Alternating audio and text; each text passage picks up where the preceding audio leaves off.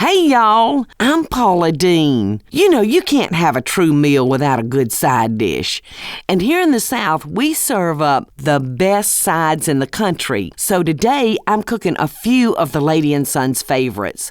First though, my friend Bob Garner is going to show us the secret to making the perfect hush puppy. And then it's back to the kitchen where we'll start with my grandma's turnip mashed potatoes, followed by my succotash. They'd liven up just about any dinner plate.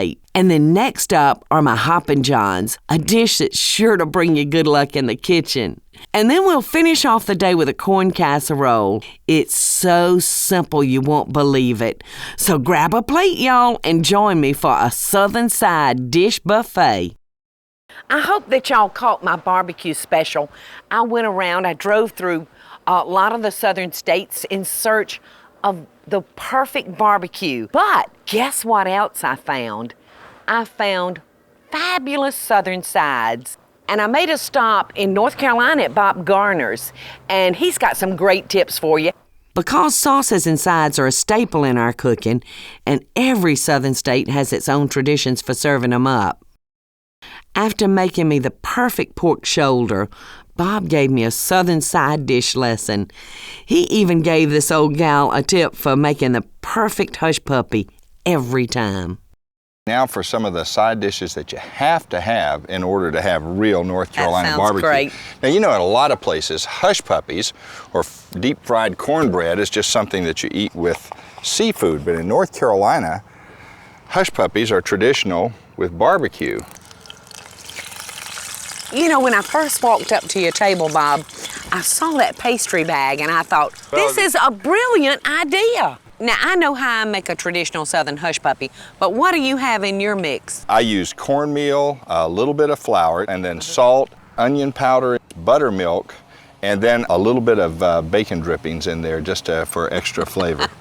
Well, they look just delicious. Well, they will sure add the finishing touch to a plate of real North Carolina barbecue. And you have to have a little bit of coleslaw. All right, now do you put your coleslaw on your sandwiches? If I'm making a sandwich, I put it right on top. But if I'm making a plate like today, I just put it to the side.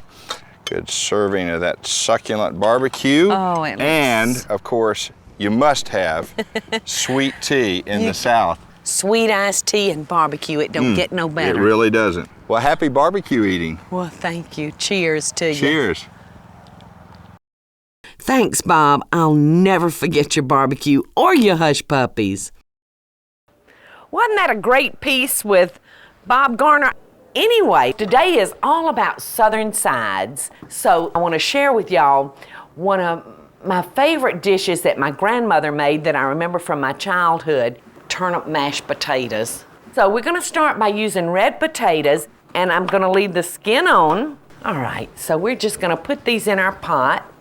Just like this, and you want to make sure when you're cutting your potatoes that you cut them into some cold water because these will darken on you and you don't want them to turn dark. And Grandmama would only add like 1 or 2 roots to the potatoes because turnips have a very powerful flavor, so you don't want to taste like you're eating just mashed turnips. So I'm going to salt this water, and we're going to let it come to a boil. In the meantime, while I'm waiting for that to come to a boil, I'm going to come back over here and visit this turnip. When you're selecting your turnips, I kind of choose medium-sized ones, and you want to make sure they're good and hard. So we're going to cut these just like our potatoes so that they can all cook in about the same time. And I want to dunk those in water too because they can turn brown on you. All right, so let's bring this on over here. I put my turnip roots in like the last 15 minutes of cooking. And before you know it, we're gonna have a delicious, scrumptious bowl of turnip mashed potatoes. I wanna move on over to this pot now and show y'all a recipe for succotash. Now at the restaurant, we cook all of our vegetables in ham hock. Now I like to cook mine until they're pulling apart, and sometimes I'll cook it an hour and a half, it just depends. But I'll check my pot, and when I can do this to it and pull my ham hock apart, that's just perfect. So I'm gonna add some house seasoning and some seasoning salt. All right, now for just a little bite, I'm gonna do a couple of squirts of Texas Pete.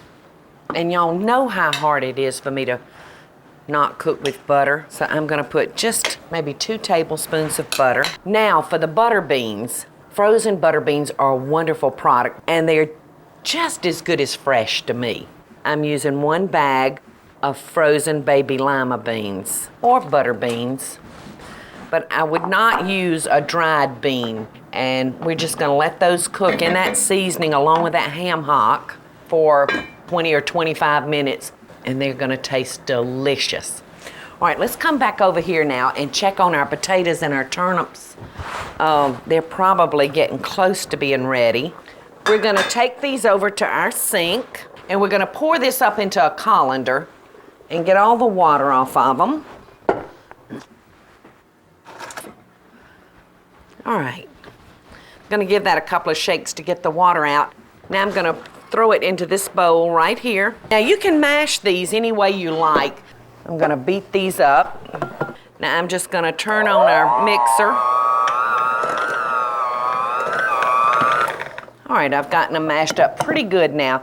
So I'm gonna add about 1/2 cup of sour cream. That's the secret to the wonderful mashed potatoes that we make at the restaurant.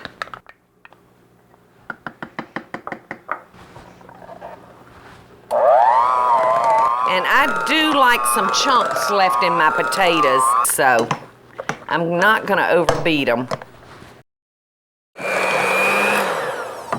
All right, now depending on the thickness that you like determines how much cream you'd wanna add. I'm not gonna add much, just a little bit. All right, I'm gonna taste them for seasoning because sour cream always requires salt.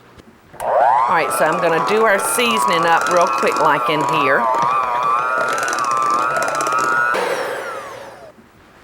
Okay. These smell so out of this world. See how pretty the skin looks in there? Now I saved the best for last, the butter. But I'm just gonna use stick butter and let that melt. This is gonna be a wonderful treat. And it's just a little different from your normal mashed potatoes. And this thyme doesn't have a thing to do with these potatoes, than just make it look pretty. There ain't nothing like a southern side. When we come back, I'm gonna take those wonderful butter beans that are cooking in that ham hock and I'm gonna turn them into succotash. And we're gonna be making some Hoppin' Johns, another southern favorite side dish. So y'all don't go anywhere. I so hope y'all are enjoying the show. And if you do, be sure to click like, subscribe, and the notification bell so you'll never miss a video. And we'll be right back after the break. I just love all my southern sides that I'm making today. Can't hardly wait to get back into these 2 dishes. Right now, I'm just taking some bacon out of the refrigerator because we're gonna jump back on our succotash. Now, I'm just gonna saute off some bacon. And you can see I've got another pan right here waiting on us because when I put this together, we're gonna jump over here and we're gonna make Hoppin' Johns. Now to our bacon, I'm gonna add our corn. I don't like canned corn for this recipe, but you can buy a wonderful niblet corn. You can find it in your frozen food section, or you can cut it fresh off the cob. So we're just gonna throw that in there, and I'm gonna throw some cut okra, and this too is from the frozen food section, and it's delicious okra. So I'm gonna just throw that in there and stir that into all of that bacon grease. Now I'm gonna come over here and I'm gonna get our butter beans that we cooked earlier just for our succotash. Look how good that does look. Now if you really like butter beans, then put more butter beans. All right, now I'm gonna take just a little bit of juice from our butter beans and put her over in here. Not much, but I just want that okra to have something to cook in because I don't want this real juicy. So I'm just gonna cover that lid and let that cook. And in the meantime, we're gonna start on Hoppin' Johns. We wouldn't think about having New Year's Day without our Hoppin' Johns because it's a great way to serve black-eyed peas, which are supposed to bring you luck. And you're supposed to eat all these foods on the first day of the year because they're going to bring us good luck throughout the year.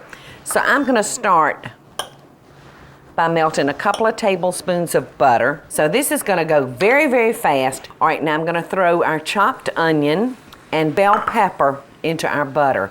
Now you can use a red bell pepper if you want some color to it, or you can use green bell pepper. And if you really want to spice it up, you could throw in some fresh sliced jalapeno peppers for a little heat. We're just going to let those saute just for a couple of minutes. We want them to still have some crunch. All right, so that's not going to take long. While that's cooking, I'm going to come over here and just check out my succotash pot. Oh, and you can see that's cooking nicely. Now, I didn't saute my bacon until it was brown. I love medium brown bacon. Here we go. Those are softening up on us. So all I'm going to do is throw my rice into that and then throw my black-eyed peas in there. And I cook them just like I cooked the butter beans. And just mix that all together. And we've got Hoppin' Johns. I'm going to steal from this pot over here and just put a little fresh parsley in it because I just like that green in it. All right, so now I'm going to taste it and see what seasonings it needs, which I know I'm going to put some garlic in it. I'm going to put some salt and a little house seasoning. And I'm going to put some straight garlic because I really like that garlic to jump out of there and get you. All right, and I think I'm going to add some black pepper. So, now to season it off just right, I'm going to just throw in another couple of tablespoons of butter. You can omit that step if you feel like it's seasoned enough. But we've got a wonderful pot of Hoppin' Johns. All right, let's come back over here and look at our succotash. Our okra should be done. All right, now to finish off this dish, I'm just going to sprinkle a little fresh parsley to just kind of bump up that green color.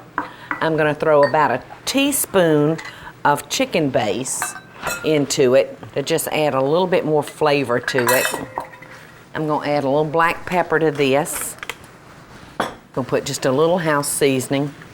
And so now I'm going to finish off my dish with a couple of tablespoons of butter. And I'm going to throw my tomatoes in there. And I don't want to cook these tomatoes. I just want to heat them all the way through. And that's all it is to succotash. I've got to take a quick break. I'm going to let these heat up. And when we come back, we're going to taste that delicious pot of succotash. And I'm going to show y'all the easiest corn casserole in the world. Your family's going to love it.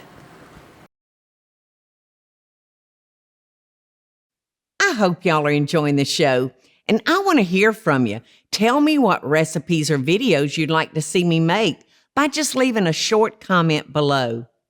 Now, let's get back to the show, y'all. All right, we're back, and we've got this succotash ready, and it looks and smells divine. Look at all those yummy vegetables. And don't they look pretty in that green bowl? And if you have any succotash left over, you know, it wouldn't take you but about 5 minutes to turn this into a pot of vegetable beef soup. So don't worry if you've overmade. Sometimes I wonder how I still have a lining in my mouth. I eat so much hot food.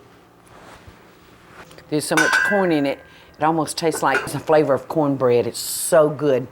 Now, speaking of corn, I want to share with y'all the quickest, easiest little recipe for corn casserole. And the beauty about this dish is there's a very good chance that you can walk to your pantry and find every one of these ingredients right now without making a trip to the store. And it's so, so good.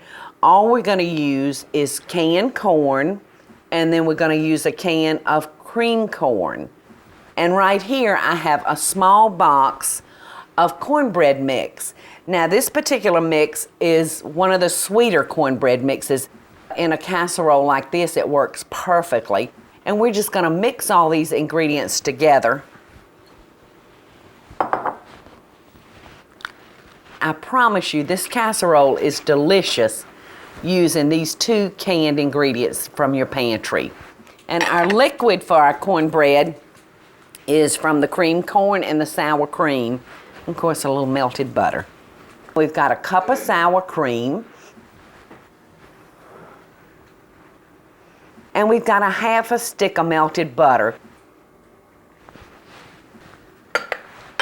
You just can't get any easier than this dish. And we're gonna put this in a preheated 350 degree oven, and we're gonna bake it for about 40 to 45 minutes. Okay, all we need to do is spray our pan.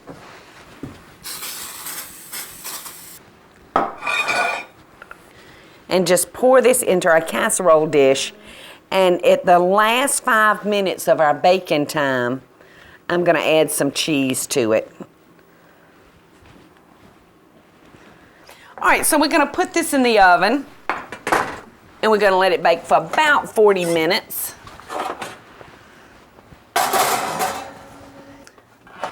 All right, I've got that casserole in the oven, but I've got another one in this one and it's ready to be cheesed. So I wanna take it out and you can see what it should look like after it's done. Doesn't that look delicious? Now I'm gonna cheese this and I'm gonna run it back in the oven for about 5 minutes, just enough to melt all that yummy stringy cheese over it. I'm using a medium cheddar cheese on this. All right, I'm just gonna have a corn buffet. All right, let's check our casserole. I've got everything ready for us to taste this casserole, and you can see just how easy that was and simple. That's all there is to it. Look at that. Ooh, cheese is stringing everywhere.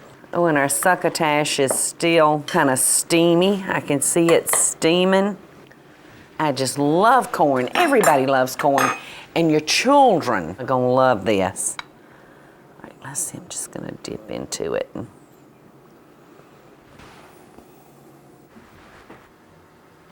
Looks pure edible. You could cut this in squares almost if you wanted to.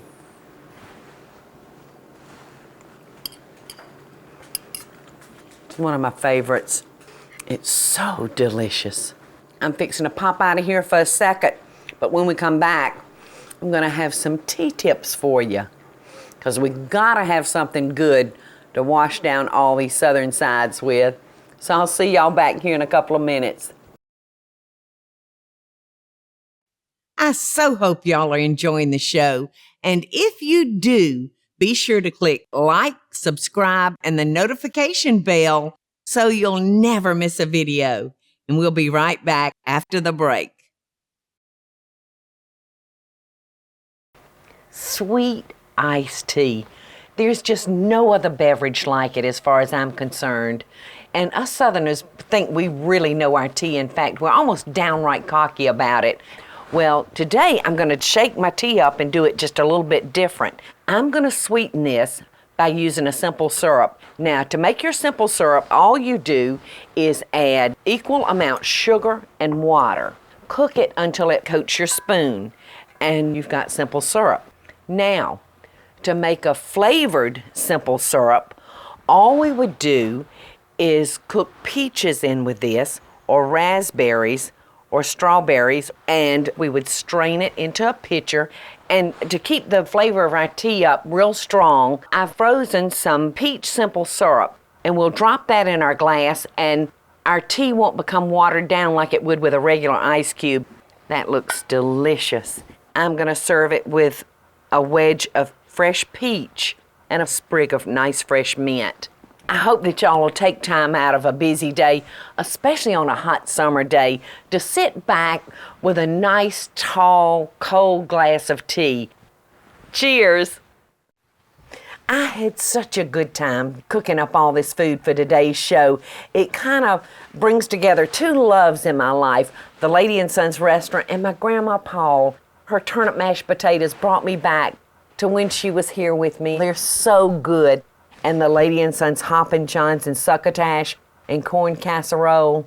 And don't forget that big old pitcher of sweetened iced tea. Whether it's fruity or not, it's the perfect beverage for all these delicious side dishes. And until next time, I'd like to send love and best side dishes from my kitchen to yours. Hey y'all, it's Paula Deen. Now, if you enjoyed this video, be sure to like it and click the subscribe button as well as the notification bell to be alerted when I post a video. Love and best dishes, y'all.